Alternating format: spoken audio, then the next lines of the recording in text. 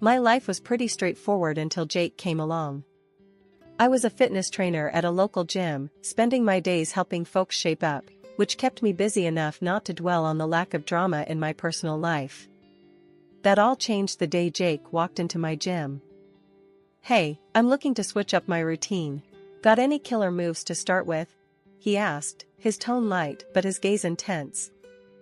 I gave him a once-over. He wasn't the usual newbie, unsure of which machine to try first. No, he looked like he knew his way around a gym but was here for something more. "Sure," I replied, leading him to a set of weights. "Let's see what you've got." That first session turned into a week, then a month, and our casual chats grew longer and more personal. Jake owned a small family restaurant, famous for its authentic Italian dishes. "It's all about the sauce," he'd say, "and nobody makes it like my mom." He talked about his mother with a mix of admiration and frustration, a combo that hinted at deep family ties. One afternoon, as we wrapped up a particularly intense workout, he caught me off guard. "Listen, Emily, I've been thinking. How about dinner at my place? You can meet my mom and try that sauce I keep bragging about." I hesitated, more out of surprise than disinterest. "Yeah, why not? I'm curious if it's as good as you claim." Dinner was cozy, the food incredible, and the company surprisingly comfortable.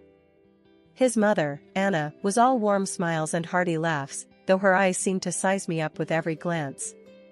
His younger sister, Sophia, dropped by too, her presence more prickly, her words sharp and quick. "So, Emily, Jake tells us you're quite the fitness guru," Sophia said, a smirk playing on her lips as she eyed the muscles I worked hard to build. "Ever deal with hopeless cases, or do you just make the fit fitter?" I chuckled, taking her jab in stride. "I believe everyone has potential. It's all about finding the right motivation." Jake was a constant during those early days, always showing up at the gym at the same time, always finding a reason to talk a little longer. "You know, I never believed in fate or any of that stuff," he confessed one evening as we closed up the gym together. "But meeting you? Maybe I was wrong." His words were a mix of rough charm and clumsy sincerity. It was refreshing, and despite the nagging voice in my head warning me to take it slow, I found myself falling for him. Hard and fast, like a rookie taking on too much weight without a spotter. One chilly evening, as we walked to our cars, he stopped and faced me, his expression serious. "Emily, I'm not good at this fancy talking, and I don't have a smooth line to throw your way. But I like you, a lot. What do you say we make this official?" It was abrupt and straightforward. No games, no dancing around the subject. That was Jake, direct and all in. I smiled, my heart hammering in my chest. "I say, yes. Let's see where this goes." And just like that, I was no longer just the fitness trainer at the local gym. I was Jake's girlfriend, and soon enough, his wife. Moving into Jake's mom's house right after we got married wasn't exactly what I had pictured for our happily ever after. Jake told me it was important to him because of his family ties, but living with his mom, Anna, and his sister, Sophia, was tough from the start. They didn't hide their displeasure about me joining the family, and things got tenser day by day. The house was always bustling, and somehow I ended up with more than my fair share of chores. After long hours at the gym, I'd come home to an endless list of tasks. The old washing machine was a nightmare. It broke down so often that I half joked it had something personal against me. But nobody else seemed to notice or care, especially not Anna or Sophia. I remember one evening after dinner, I was trying to fix that blasted machine again, and I could hear them in the kitchen. "She doesn't even know what she's doing," Sophia laughed, not bothering to lower her voice. "Watch, she'll flood the basement next." Their laughter echoed down the hallway, stinging more than I wanted to admit. I bit my tongue, focusing on the task at hand. It wasn't just the washing machine, it was everything. From cooking to cleaning, my efforts were just another source of entertainment for them. Cooking was the worst. Italian cuisine was sacred in this house, and my attempts were apparently blasphemous. I tried to follow Anna's recipes to the letter, but nothing seemed to work. One night, as I struggled with a supposedly simple pasta dish, Sophia hovered in the doorway. "Is that supposed to look like that?" she asked, a smirk playing on her lips. "It's nothing like Mom's." I gritted my teeth, stirring the sauce that just wouldn't thicken. "Well, I'm trying my best here." Sophia snorted. "Maybe your best isn't good enough. Did you ever think of that?" I wanted to snap back, to defend myself, but what was the point? It wouldn't change anything. Jake, whenever he was around, seemed to shrink a little more each time his sister or mother criticized me. He never stood up for me, his silence was as loud as their laughs. "Hey, Emily, just leave it," Jake would say quietly later, trying to avoid any confrontation. "It's not worth it." Dinner times were an ordeal. I'd set the dishes on the table, hoping for a peaceful meal, but it was like sitting down in a lion's den. "You know, in Italy, they'd probably ban you from the kitchen for this," Anna would joke as she tasted my food, the others chuckling along. "Yeah, maybe stick to what you know, gym stuff," Sophia would add, passing the salt like it was a peace offering I didn't deserve. I would nod, smile, and swallow the hurt, my frustration simmering like the sauce that never turned out right. Living with Jake's family made every day feel like a battle I wasn't prepared for. As my pregnancy progressed, the house chores, which already felt like they were all on me, became even more demanding. Instead of getting any help or understanding from Anna and Sophia, I felt their hostility grow stronger. One afternoon, I was trying to vacuum the living room, moving slower than usual, because of my growing belly. Anna walked in, watched me for a moment, and then let out a sigh that seemed to carry all her disapproval. "Emily, you missed a spot over there. And look at how slow you're moving. This house is going to fall apart at this rate," she said, pointing at a corner I hadn't gotten to yet. I straightened up, feeling the strain in my back. "I'm doing the best I can, Anna. It's a bit harder with the baby." She just sked and shook her head. "In my time, we didn't let a little thing like pregnancy slow us down. You need to toughen up." The lack of sympathy stung, and I bit my tongue to keep from snapping back. Sophia was no better. Later that day, as I was folding laundry, she came into the room and started flipping through the clothes I had just stacked neatly. "You do know these aren't folded right, don't you? They should be able to stand up on their own, like how Mom taught us. Here, let me show you." Again. She tossed the shirt she was holding back onto the pile, messing up what I had done. As she refolded the same shirt with sharp, practiced movements, I felt my frustration rise.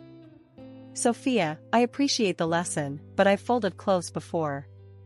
I'm not an idiot." She just raised her eyebrows, a cold smile playing on her lips. Could have fooled me. But hey, if you're okay with being mediocre, who am I to argue? Her words felt like a slap, and for a moment, I just stood there, watching her make my efforts seem pointless. It was the same with cooking. Every meal I attempted was met with criticism or outright laughter, especially if I tried to make anything Italian. One evening, I decided to try again, making a simple pasta dish I thought I had mastered.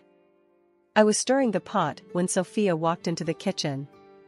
"What's that supposed to be?" she asked, peering into the pot with a skeptical look. "It's spaghetti carbonara. I thought it might be nice for dinner," I said, hoping for a change in her usual harsh tone. She took a fork, twirled some pasta onto it, and tasted it with an exaggerated expression of disgust. "Nice? This is what you call nice? I wouldn't feed this to the dog. It's all wrong." I slammed the pot's lid down a little harder than necessary. "Well, it's what's for dinner, so if you don't like it, you're welcome to make something else." The tension in the house grew every day, and Jake's absence didn't help. He was always at the restaurant, always busy, and when he was home, he avoided any conflict. Whenever I tried to talk to him about how his sister and mother were treating me, he'd just sigh and say something like, "I know it's tough, Emily, but try to hang in there. They'll warm up to you eventually. Just give it time." After giving birth to my son, I hoped things might get better, but the reality was just the opposite.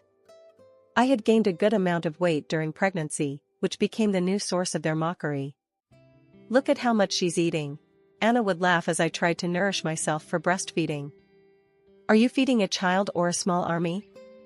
One day, while I was nursing my son in the living room, I heard Sophia mimic a cow's moo from the kitchen. The sound sliced through me, and tears pricked my eyes. It was clear they saw me as nothing more than a cow, a utility for my son. I reached my breaking point after the mocking, and the cold treatment at home became too much. I needed something for myself, a space where I wasn't just the criticized daughter-in-law or the underappreciated wife. That's when I decided to start my own YouTube channel and Instagram page. One morning, while Jake was at the restaurant and Sophia was out shopping, I set up my old camera in the corner of our cramped guest room, my new makeshift gym. "I'm doing this," I muttered to myself, adjusting the angle. "For me, not for them." I started recording simple workout videos, ones that could be done at home, especially appealing to moms like me who couldn't always hit the gym.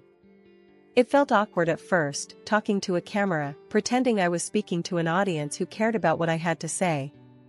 But soon, it became my refuge. The first few videos were clumsy, my commentary stilted. "Hey everyone, it's Emily here, bringing you a quick 10-minute workout perfect for busy moms. Let's get started." My follower count started to grow, and with it, my confidence. I invested in a better camera, learned a bit about lighting and editing from online tutorials. My little project was turning into something real, something entirely mine.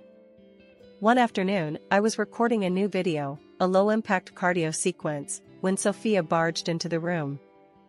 "What the hell are you doing?" she snapped, her eyes darting from the camera to me. "You turning our home into your personal TV show now?" I paused the recording, my heart pounding not from the exercise, but from the confrontation. "Yes, I am actually. It's something important to me. I need something of my own, Sophia." She scoffed, looking around with disdain. "You think you're some kind of star? Please. Get over yourself, Emily." The words hurt, but I was getting better at handling her barbs. "Well, it's not like I have your approval for anything else around here. I might as well do one thing I enjoy." Sophia rolled her eyes and stormed out, but I didn't stop the camera for long.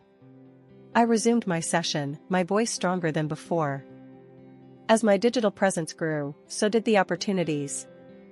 Brands started reaching out to me, offering to send free products for me to use in my videos. Then came the offers for sponsored posts. The first time a brand offered me money to feature their product, I was in disbelief. "I can't believe they're paying me for this," I said to Jake over dinner one night, trying to share my excitement. "That's great, Emily," he said, though his tone was distracted, his mind on his restaurant troubles. "Just keep it quiet, okay? Mom and Sophia don't need to know about this." As I turned back to the dishes, a notification pinged on my phone. Another comment, another follower, another step away from the disdain and towards something beautifully ordinary, but all mine. "You're doing amazing, Emily. Thanks for sharing your journey," the comment read. My channel wasn't just a hobby anymore, it was a budding business, pulling in more cash than Jake's struggling restaurant. Soon, I was handing him $2,000 a month to cover the house bills, making it look like his contribution. Despite my success, Anna and Sophia still treated me like a freeloader. "She does nothing around here, just prances about making her silly videos," Anna would snipe when she thought I was out of earshot. Sophia was no better, echoing her mother's sentiments and adding her own barbs about how I should be doing more housework like a real woman. Then Jake's restaurant hit a rough patch. He came to me, looking more worn than I'd seen him in months. The restaurant needs a cash injection badly. Can you help out?" His eyes were pleading. I didn't hesitate, transferring $10,000 for what he called urgent developments. He was thankful, genuinely so, but it wasn't long before he was asking for more. "Just another $5,000 for the bills this month," he said softly, almost ashamed. I agreed, because I could afford it, and because he was still the father of my son, who he absolutely adored. But deep down, I felt the imbalance growing, not just in our finances, but in our relationship too.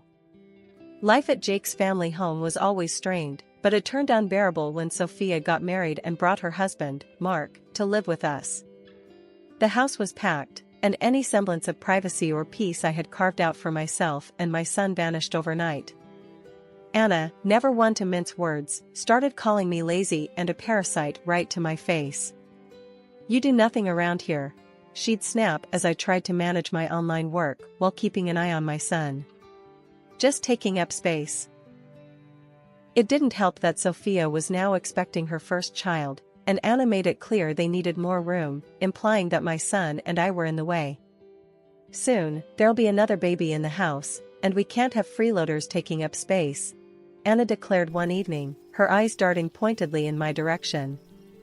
The atmosphere grew colder, and then, as if things couldn't get any worse, Jake announced he had to leave town for a few weeks to handle some urgent matters with his restaurant in another city.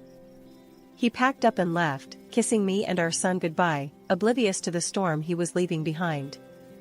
I tried to keep things normal, taking my son to school and continuing with my videos in the park. But the day everything truly fell apart was like any other until it wasn't. After picking up my son from school, we walked back home, chatting about his day, only to find our belongings, suitcases, bags of clothes, and even my son's toys, piled up outside the front door. Confused and heartbroken, I rang the doorbell, only to be greeted by the cold faces of Anna and Sophia through the window. They opened the door just a crack, enough to speak but not enough to let us in. "You need to find somewhere else to stay," Anna said, her voice harsh and unwavering. "What are you talking about? What about Jake? What will I tell him?" I demanded, my voice rising in panic and anger. Sophia laughed, a cruel, cutting sound. "Tell him whatever you want. He's not here to care, is he?" I tried calling Jake, but my calls went unanswered, sinking me deeper into a mix of despair and fury. With no other options, I gathered our things and managed to get us a room at a nearby hotel. Sitting there, in that impersonal room with my confused and upset son, I felt a shift inside me. This wasn't just a temporary retreat, it was a forced eviction from a life I could no longer tolerate. I had just finished unpacking our essentials when my phone pinged with a new message. It was from Sophia, which was odd because we hardly communicated directly, especially not since the fallout. Her message was shockingly cheerful.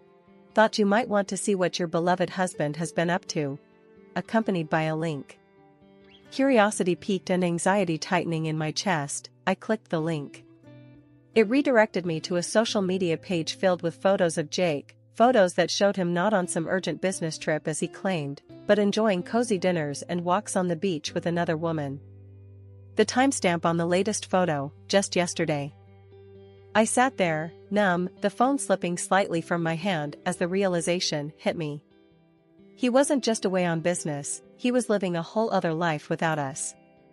Anger, sharp and bitter, bubbled up, but before I could drown in it, my son tugged at my sleeve. "Mommy, are you okay?" His small voice, filled with concern, pulled me back from the edge. I forced a smile, scooping him up into my arms. "Yeah, buddy, I'm okay. Just a little tired, that's all." I sat there, staring at the screen, a mix of anger and betrayal coursing through me.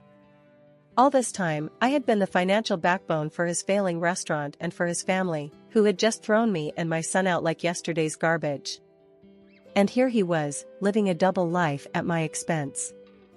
Over the next week, my phone was incessantly buzzing with calls from Jake. When I finally answered, his voice was laced with feigned concern. "Emily, where are you guys? I heard about what happened. You should come back. We have bills to sort out, and the restaurant needs more funding." His words made my blood boil, but I kept my tone neutral. "Sure, Jake. We can discuss it. I'll come by tomorrow." "Great, I really think it's best to handle these things in person," he replied, sounding relieved. Hanging up, I felt a cold determination settle over me. He had no idea that I knew about his affair, or that I had no intention of playing the forgiving wife who footed his bills. Tomorrow's meeting would be a turning point, and I was ready for it. Dropping my son off at school that morning felt like the calm before the storm. As I drove to my mother-in-law Anna's house, where I knew Jake, Anna, and my pregnant sister-in-law, Sophia, would be waiting, my stomach churned with nerves and resolve. When I arrived, Jake was obviously relieved and maybe even a bit happy to see me, unlike Anna and Sophia, whose faces were marked with discontent. Without wasting any time, I pulled out the divorce papers from my bag and handed them to Jake. His shock was palpable, his eyes widening as he scanned the documents. Anna and Sophia couldn't contain their initial reactions and began to smile, thinking this was their victory. That smile quickly faded when I addressed them. Don't be too quick to celebrate. You've been living off my efforts all this time. Jake's face fell as he admitted to them. The restaurant isn't doing well. It hasn't been for a long time. The revelation sparked immediate outrage from Anna and Sophia. They turned on him, their earlier glee replaced with anger as they scolded him for keeping them in the dark and for losing what they considered their financial safety net, me. Sophia, ever the brazen one, sneered at me. Well, since Jake makes less than you, he'll just have to file for alimony. How's that for justice? Jake perked up at this, nodding eagerly, as if it were some sort of twisted victory. I almost laughed at the absurdity. That's where you're wrong, Sophia. And Jake, I continued, turning to face him squarely. You won't see a cent for alimony. I know about the affair. The color drained from his face. How did you? Your sister sent me everything. Pictures, dates, places, I said, pointing to Sophia, whose face turned a shade paler. Thanks to her, I have all the evidence I need. What followed was a furious back and forth among them, a mess of accusations and denials. I let them drown in their quarrel for a moment before speaking up again. I'm also taking back everything I paid for. Every appliance, every piece of furniture. Their arguing ceased as the reality of the situation hit them. I had already arranged for movers, and as they began hauling away the refrigerator, the washing machine, the flat-screen TV, and even the fancy blender I had bought last Christmas, Anna and Sophia watched, their faces streaked with tears and disbelief. You can't do this. We need those things. Anna cried out, her voice breaking. I did do this, and I need them too, I replied, my voice steady but not unkind. The movers continued their work, clearing out nearly half of what filled their home. As I watched them take away the last of the items, a weight lifted off my shoulders. I was no longer tied to this house, these people, or their deceit. I turned back to see Jake, who now looked small and defeated, his dreams of easy money evaporating. Take care of your sister and your mother, Jake. That's your job now, I said, not unkindly, before turning to leave. As I walked away, I knew that this was more than just a physical departure. It was my final step out of their manipulative grasp, a move towards reclaiming my life and securing a better future for my son and myself. After everything, the divorce was more of a relief than a burden. I filed for compensation due to Jake's infidelity and secured alimony for our son. My lawyer handled everything, making the process as smooth as possible under the circumstances. Life changed dramatically for Jake's family too. His restaurant, unable to stay afloat without my financial support, finally went bankrupt. The family house was sold off to cover debts, a stark testament to their unsustainable lifestyle. Meanwhile, Anna and Sophia, left scrambling, tried reaching out to me, their messages a mix of apologies and pleas for help. But after everything, I couldn't let myself be pulled back into their chaos. I blocked their numbers without a second thought. Sophia's husband left her, and now the whole lot of them, Jake, his mom, his sister, and her child, live crammed into a small rented apartment. It's a tough situation, but one they brought upon themselves. In contrast, life for me and Alex is looking up. We've settled into a nice rhythm in our own rented apartment, a cozy place that feels more like home every day. My YouTube channel and Instagram page have really taken off, resonating with women, especially new moms who are trying to find their way back to fitness. Seeing the positive impact of my work has inspired a new idea, launching online fitness courses specifically tailored for postpartum women. I'm excited about the possibilities and the chance to help others who have been in my shoes. There was so much to do, but for the first time in a long while, the future seemed bright and brimming with potential. Here in our little sanctuary, with my son's laughter echoing off the walls, I felt a profound sense of peace. We had made it through the storm, and now, it was our time to shine.